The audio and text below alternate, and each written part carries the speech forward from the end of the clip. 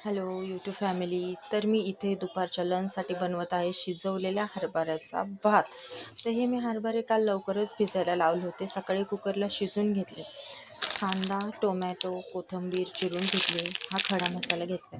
पण मी नंतर पाहिलं तर हा स्वच्छ नव्हता, त्याच्यामुळे मी काही टाकलं नाही. हा बिर्याणी मसाला आहे. तेल घातलं. तेल थोडं जास्त घालायचं, जिरी पण जास्त घालायची.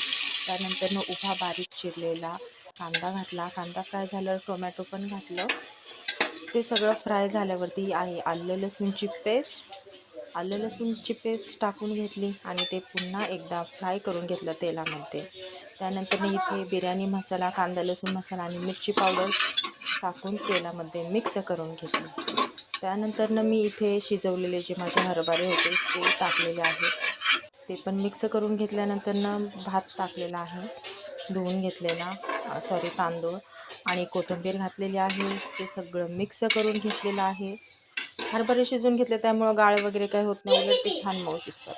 लागेल तसं पाणी घालून मीठ घातलं आणि मग 3-4 शिट्ट्या करून पहा. खायला खूप छान चवीचा लागतो. त्यातले हरभरे तर खूप छान लागतात. चला बाय.